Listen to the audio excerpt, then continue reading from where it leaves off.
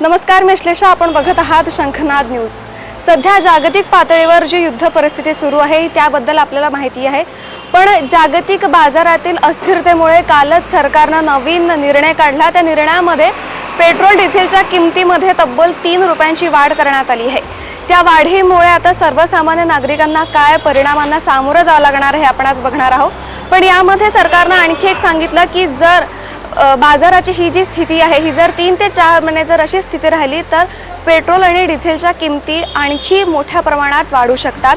तर या वाढलेल्या किमतींवर नागरिकांचं काय म्हणणं आहे किंवा त्यांच्या खिशाला कितपत झळ बसणार आहे हे आपण त्यांच्याकडनं जाणून घेऊयात.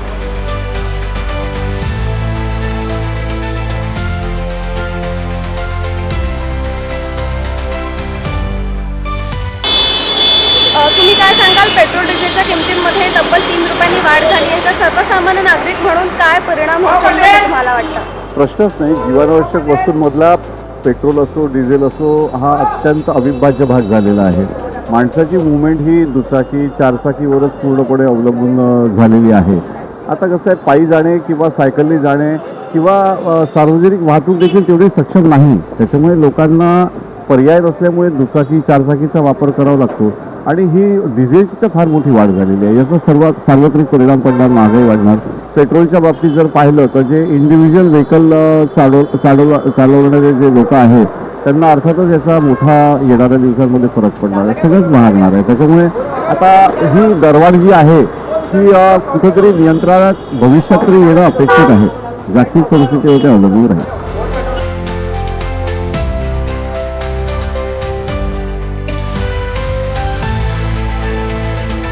पेट्रोलच्या भावामुळे सर्वसामान्य नागरिकांना जास्तीत जास्त त्रास आहे.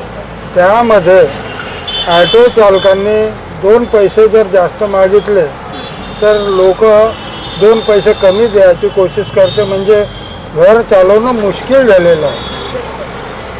त्यामध्ये जर समजा काय कोणी गरीब गुजा असला तो बसायला तयार होत नाही. पेट्रोल गाडीमध्ये बसायला तयार याच्यासाठी नाही होत का पेट्रोलमुळे पेट्रोल गाडीवाले जास्त पैसे घेतात. सरकारला तुमचं मग काय म्हणणं आहे की पेट्रोलचे दर कमी करा किंवा आणखी काय? पहा, हे कायद्याचे असते आणि त्या सरकारचे असते, पण त्या सरकारला एवढं फक्त माझं म्हणणं आहे का कमीत कमी पेट्रोल आणि डिझेल ह्या जे रेट आहे तसंच घरेलू गॅस आहे याचे स्थिर भाव असायला हवं, हे असं माझं मत आहे.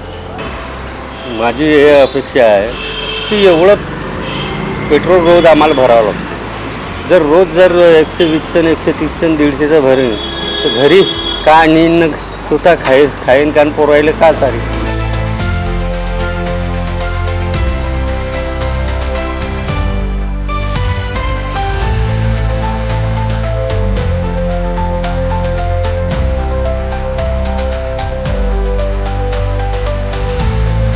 सरकार कौन सी सरकार आप लोग को साथ दे रही है?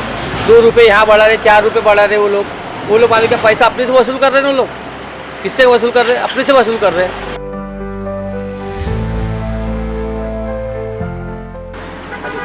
हे बघा, या वाढीमागे सुद्धा काहीतरी कारण आहे सरकारचं. आणि जवळपास 70-75 दिवस युद्ध सुरू झाल्यापासून भाववाढ झालेली नव्हती. आणि तुम्ही जे म्हटलं की सर्वसामान्यांना याची झळ पोहोचेल, त्यात थोडं तथ्य आहे. तरी पण एक जागरूक नागरिक म्हणून तेही सर्वसामान्यसुद्धा तेवढेच जागरूक आहेत. ते सुद्धा कोप अप करतील. तर आपलं कर्तव्य आहे की आपण देशाला साथ द्यायला हवी. आत्ताच आपण लोकांचं म्हणणं जाणून घेतलं. जे रोजचे कमवून रोजचे खाणारे लोक आहेत त्यांना नक्कीच या दरवाढीचा मोठा झळा सहन करावा लागतोय. पण जर आपण सरकारच्या बाजूने विचार केला तर जेव्हापासून युद्ध सुरू झालं होतं तेव्हापासून जवळपास साधारण 20 ते 25 दिवस कुठलीही दरवाढ करण्यात आली नव्हती. आणि त्यामुळे जर आता सरकारतर्फे ही दरवाढ करण्यात येत आहे तर भारताचे एक जागरूक नागरिक म्हणून आपल्याला सरकारशी कॉर्पोरेट करणं फार गरजेचं आहे. पुन्हा भेटूया नवीन स्टोरीसह. बघत रहा शंखनाद न्यूज.